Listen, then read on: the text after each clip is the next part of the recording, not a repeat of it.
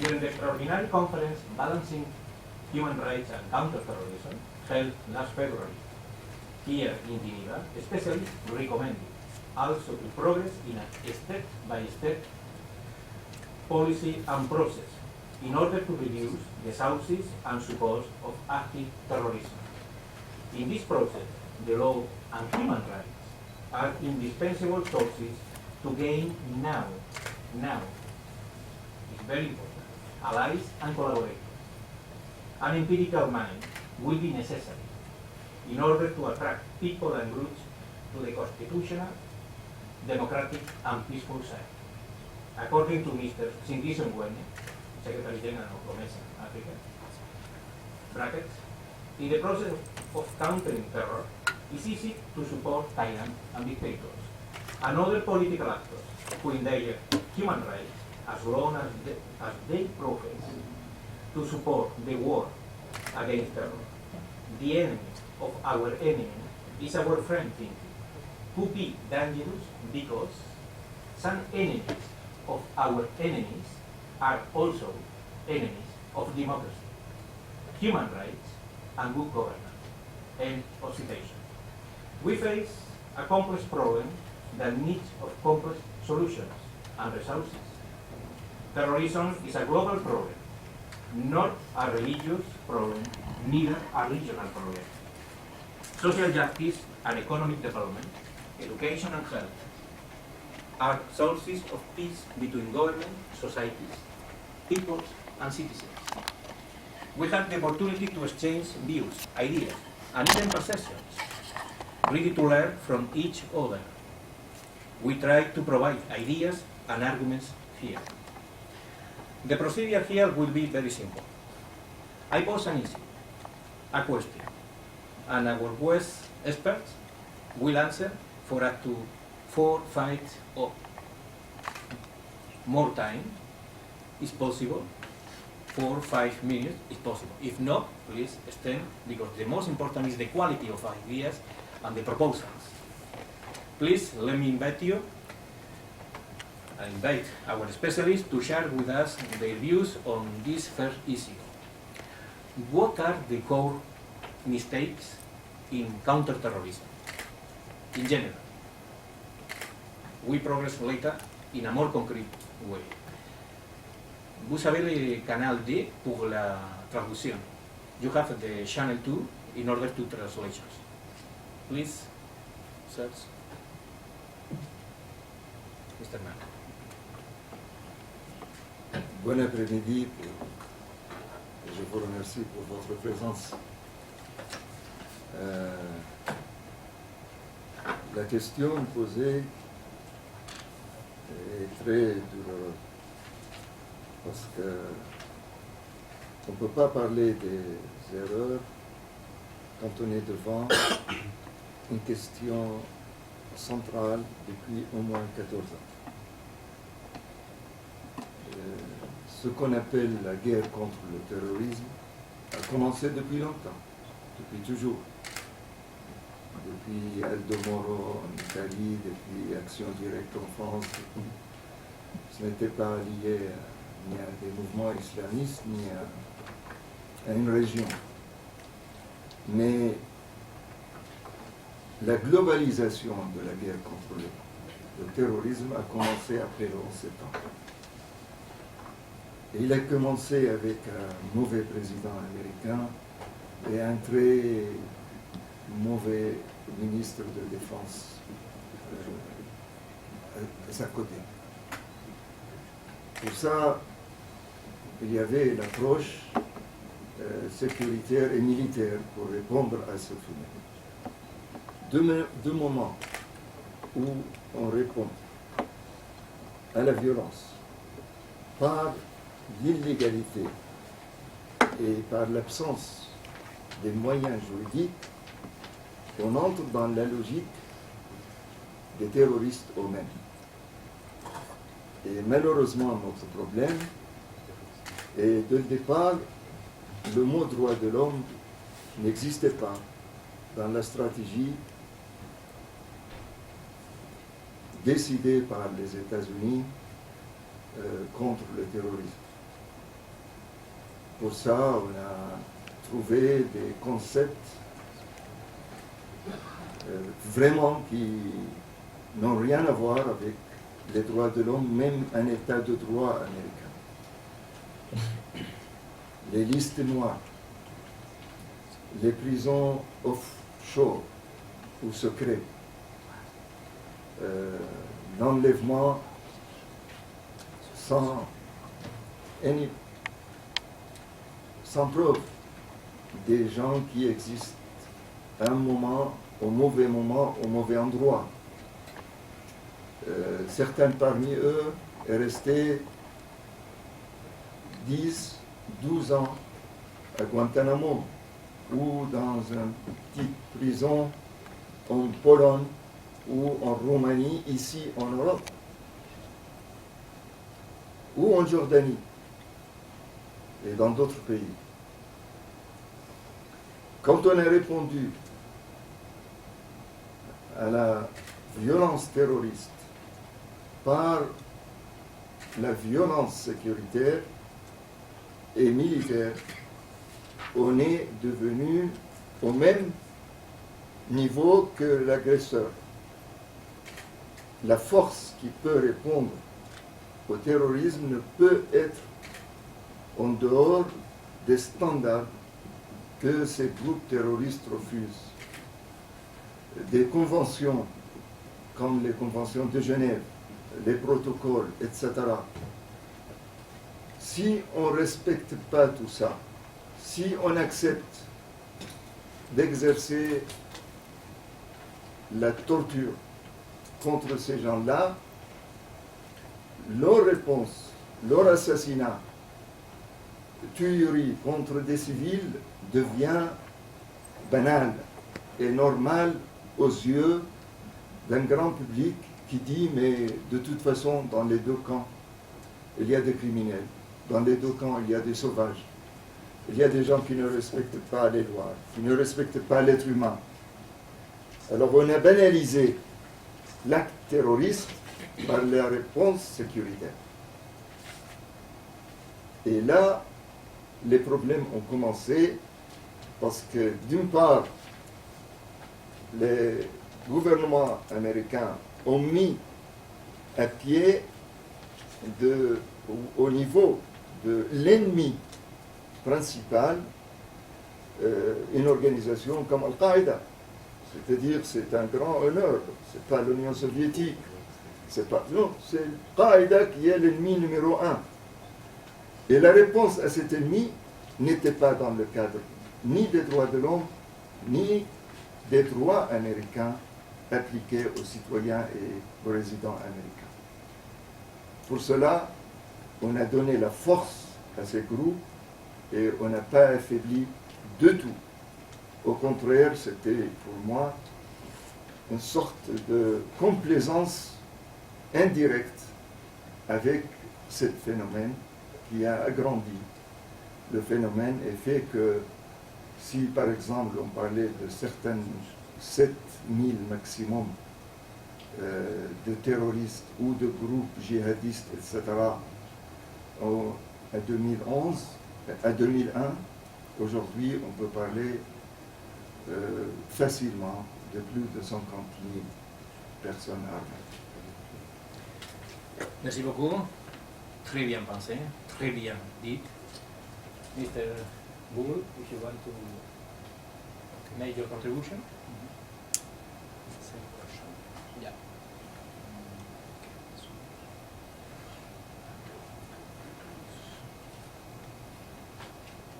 Okay. So, can you hear me? Okay. Good afternoon. On a very bright, sunny, lovely day here in Geneva. I must thank the GNRD for inviting me here for this very, very important topic. And I'm also thankful to the GNRD for trying to craft and promote a different narrative on human rights and strategies on how to counter terrorism. And this is indeed an extremely useful contribution to the discourse of human rights, counter-radicalization, and the need to create a balance between responses to terrorism and upholding the fundamental democratic values, because there's a very thin line between enforcing the law out of necessity and preserving the fundamental human rights. Now, Mr. Jose Samartin has given me a few questions, the questions that Mr. Manna also spoke about. So what I will do, I'll just go through quickly what I've penned down here for the sake of time, and then we can go into the question-answer session. Now, the first question is, what are the core errors in counter-terrorism? What could be made to improve these policies? I would say, coming from a country like Pakistan, which is suffering because of the counter-terrorism strategies that the United States adopted, I would say that the CT, the counter-terrorism, has been given a religious color, with the result that the Muslims in general are being associated with terrorism and extremism. The stereotyping of Muslims as the promoters and harbingers of terrorism directed at the West, this is what they want us to believe, this is what they want their people to believe. This is, I would say, the biggest mistake of the US-led geopolitics. The second mistake, I would say, is the legitimization of illegal renditions, drone attacks, official torture, as admitted by the CIA recently, and expanded intelligence operations through the INGOs. This has severely dented the trust of people in the United States, in the rest of the world, as well as the belief in the rule of law. Like one person, for instance, acted on behalf of the Save the Children to track down Osama bin Laden in Pakistan. And we found out later that he was working for the CIA. So this way, the United States security apparatus tried to exploit a situation and deploy basically Pakistani origin government officials basically for its intelligence operations. Now, the other question is the challenges in fighting terrorism. What are those challenges? I would say that the major challenge is to how to preserve individual freedoms, how to preserve the right to privacy and human dignity, how to preserve the right to information and the right to association. All these fundamental rights have been sort of under attack ever since the unfolding of the war on terror that began in October 2001 in Afghanistan, and which is also directly impacting Pakistan now.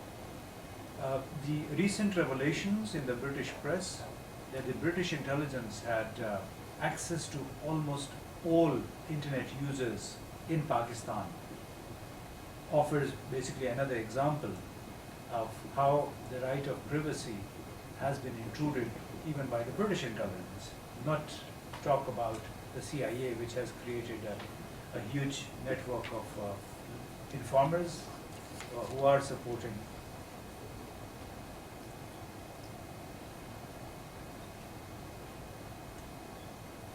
I see. Okay. So just to recap, that we like 3 days ago we got this news that the British intelligence had access to all internet users in Pakistan, and then I wonder, where is my privacy? Where is the confidentiality of that the state of Pakistan promises us? Where is the British commitment to fundamental human rights? So it has become a very volatile world. We're all exposed to all these intrusions by intelligence agencies, both foreign and local. So we have to be very clear right now as far as challenge is concerned. The moderator has asked me to respond to questions one by one, but I'll just finish this point, that we have to basically be very clear and understand that extraordinary conditions require extraordinary actions. The kind of actions that the US and many other countries took, Pakistan government also took extraordinary measures, and they basically compromised the fundamental human rights. To a certain extent, this is okay because you are taking certain measures, selective measures, to counter a small minority which is threatening the interests of the larger majority of that country. But if these measures become permanent, then that, I think, is a huge issue, becomes a huge fundamental rights issue. And I think I'll end there and then pass on to the moderator. Thank you, Mr. Gur. Interesting. One by one, this is the best system in order to distribute answers and questions. Monsieur Mana, comment nous pouvons améliorer la politique ou les politiques contre un terroriste? C'est possible? C'est la première question.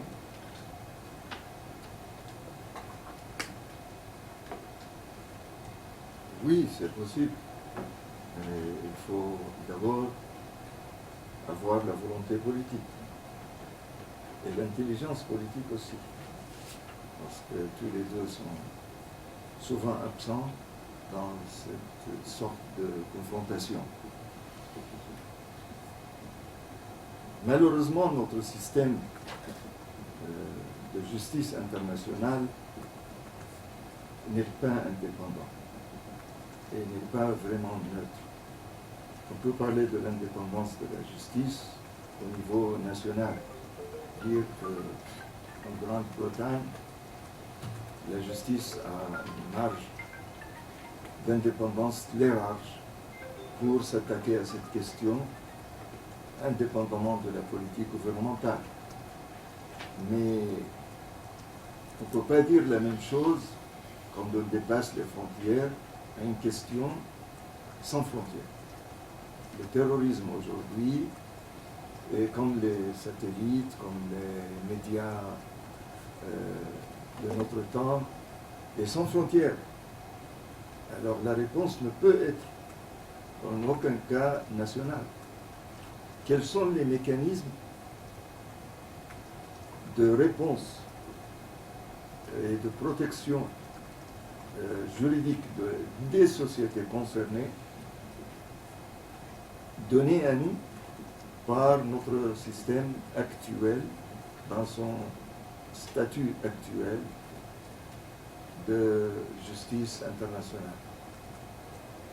Si on prend la Cour pénale internationale, depuis 2002, l'ensemble de ces actions était tellement politisé qu'on ne pouvait pas travailler en tant qu'organisation des droits de l'homme et de défense de la justice en face des crimes de la compétence de la Cour pénale internationale, par exemple, sans l'intervention du Conseil de sécurité. Cette intervention est tellement politisée qu'il y a un seul exemple qui a échappé comme ça, un veto chinois, qui est l'histoire de Béchir. Les autres, il y a toujours un pays ici qui arrête une procédure ou un autre qui empêche que la Cour pénale internationale fait son travail. Au niveau européen, on est dépassé par le temps, l'espace et les procès. Et jusqu'à maintenant, on n'est pas entré encore dans tout ce qui est arrivé comme violation grave par des groupes terroristes, par exemple, après 2011. On a essayé de faire un procès contre le gouvernement d'Erdogan, quand il était Premier ministre. On a essayé de faire la même chose avec les États qui ont fermé les yeux sur le départ de leur jeunesse vers la mort. Ça n'a pas marché. Ça n'a pas marché, il y avait blocage et il y a cette lenteur administrative, juridique qui fait peut-être en 2020, on peut parler sérieusement de la question de accountability. Maintenant, il n'y a rien. La même chose pour les individus concernés. La même chose pour les gouvernements de la région. Deuxième chose, tant qu'il y a des États autoritaires aveuglés par leur façon d'éliminer la citoyenneté, il y aura des groupes terroristes. Il y aura des groupes terroristes. Le terrorisme est une réponse aveugle à des problèmes qui dépassent les limites de l'être humain. Et dans ce sens, on a plusieurs États qui sont des fabricants. Ils fabriquent le terrorisme. Ils poussent, après avoir donné le pire d'eux-mêmes, ils poussent les victimes vers le pire d'eux-mêmes. Et dans une situation pareille, la lutte contre ces gouvernements, la lutte pour la démocratie, pour le respect de la dignité humaine dans ces pays, doit aussi dépasser les limites de ces pays et ne pas rester uniquement à l'intérieur de ces pays. Au moins, il doit être à l'échelle régionale et la solidarité régionale entre les peuples concernés. Il y a aussi la question de la marginalisation de la jeunesse.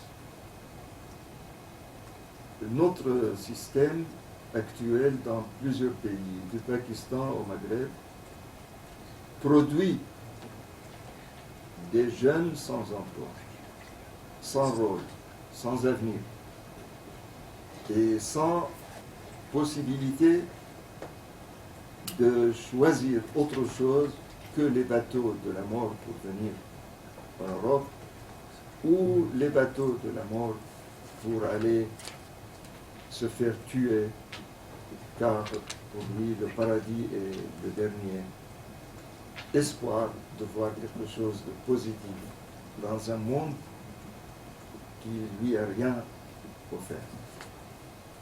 Ce phénomène de marginalisation, jusqu'à maintenant, n'a pas trouvé de réponse sérieuse dans la plupart des pays concernés par les événements de ce qu'on appelle le printemps arabe. Et tant qu'on ne trouve pas de réponse, on ne peut pas empêcher ces jeunes, on ne peut pas limiter l'action de ces jeunes que par de la répression. Et ce n'est pas la réponse. Merci beaucoup. Très profond, assez nutritive, les idées intellectuelles. How to improve the accountability on human rights and counter-terrorism policies? You first? Yeah, you can continue actually. Yes. Monsieur Mana, vous voulez parler? La question de l'impunité est très importante. Mais la question de l'impunité est aujourd'hui politique. Je répète, il est politique. Ce n'est pas une question juridique. Il y a une défaillance dans le système juridique régional et international. Pour couvrir cette défaillance, il faut des décisions politiques avancées que personne aujourd'hui a le courage de faire. Parce qu'il y a d'une part l'idée de l'hégémonie de ceux qui sont les plus forts, et du moment où il y a cette idée que je suis plus fort, alors plus fort aussi de la justice.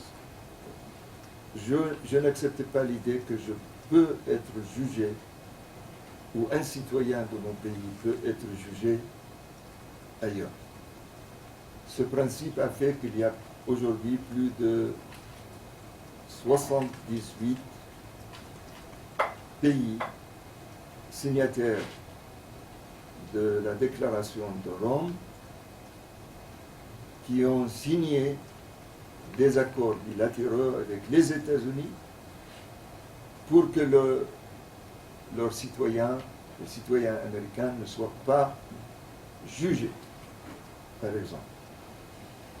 Deuxième problème, ce qu'on peut appeler l'instrumentalisation du terrorisme. Depuis que l'humanité a connu ce phénomène,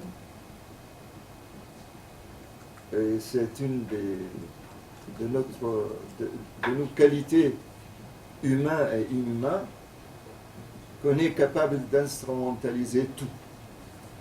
L'islam, le christianisme, Jésus, le socialisme. Et on a instrumentalisé aussi le terrorisme. Pour ça, certains gouvernements payent pour que ce phénomène avance.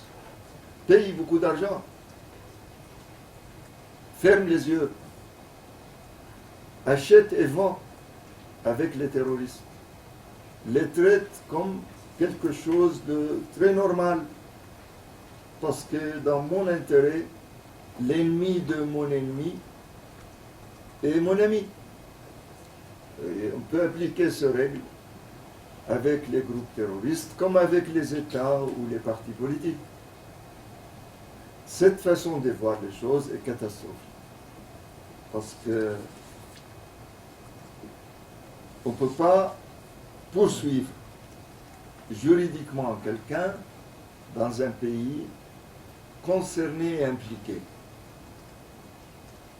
On ne peut pas. On ne peut rien faire. On peut à long terme le faire. Et surtout quand il y a changement de gouvernement ou quand où la justice se réveille avec l'intérêt politique des nouveaux gouvernants. Mais là où on est, et le combat contre le terrorisme est un combat qui nous rappelle un concept très mauvais pour les militants des droits de l'homme, l'état d'urgence. Là où on est, dans cet état d'urgence, il n'y a pas de réponse rapide. Et c'est ça notre problème. On ne peut pas aujourd'hui réformer notre système juridique régional et international si rapidement pour répondre à cette question. Merci beaucoup. Merci beaucoup, Monsieur Manuel. Please, Mr. Wu. Okay. Thank you very much. So again, the same question, how to improve the accountability on human rights and counterterrorism policies across the globe. I would say that, although every country is moved by its own national security interests, like whatever these individual countries say, they argue it's being done in their national security interests. This is what President Obama says, this is what our Prime Minister and our Army Chief say. The effort to safeguard national interests is actually a clash of moral high ground. That it's a contest between the need to counter terrorism on the one hand and the moral and legal covenants which basically require us to apply principles and the law without discrimination. So if we look at the bigger countries in the Americas, so they can set up Guantanamo Bay to circumvent their own law. But they impose restrictions, they impose conditions on countries like Pakistan and Afghanistan. Because these smaller countries don't